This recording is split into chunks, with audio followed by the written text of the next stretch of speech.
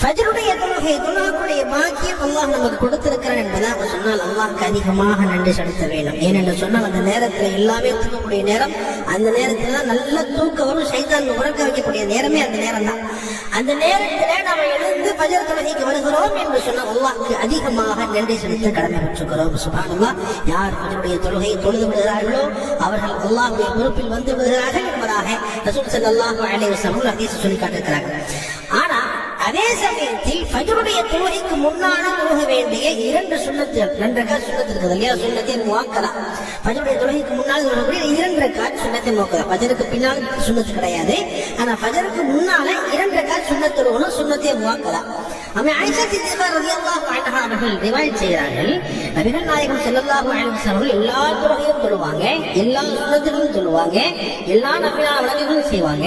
ஆனா ஃபஜ்ருடைய தொழுகைக்கு முன்னால் தொழுகக்கூடிய அந்த 2 ரக்காத்துடைய சுன்னத்து, அந்த தொழுகையை இதற்கு முன்னால் தொழுகக்கூடிய அந்த 2 ரக்காத் சுன்னத்திற்கு ரசூல் ஸல்லல்லாஹு அலைஹி வஸல்லம் அவர்கள் அதிகமான முக்கியத்துவங்கள் கொடுத்திருக்கிறார்கள் என்பதாக அம்மே ஆயிஷா சித்திகா ரலியல்லாஹு அன்ஹா அவர்கள் ரிவாயத் செய்கிறாங்க.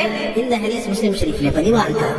எனவே நிச்சயமாக ஃபஜ்ருடைய தொழுகை தொழுக வேண்டும். அதே சமயத்தில் ஃபஜ்ருக்கு முன்னால் 2 ரக்காத், அந்த ரக்காத்தை பற்றி 2 ரக்காத்தை பற்றி ரசூல் ஸல்லல்லாஹு சொல்லுவாங்க, உலகம் சார்ந்த விஷயங்களை விட சிறந்தது அந்த ஃபஜ்ருடைய 2 ரக்காத் சுன்னத் என்பதாக சொல்லுவாங்க. எனவே ஃபஜ்ருடைய தொழுகையும் தொழுக வேண்டும். அதே சமயத்தில் ஃபஜ்ருடைய முன் சுன்னத் 2 ரக்காத் முன் சுன்னத், சுன்னத்தே முஅக்கதா, அந்த சுன்னத்தையும் நிச்சயமாக பேணி நாம் தொழுக வேண்டும்.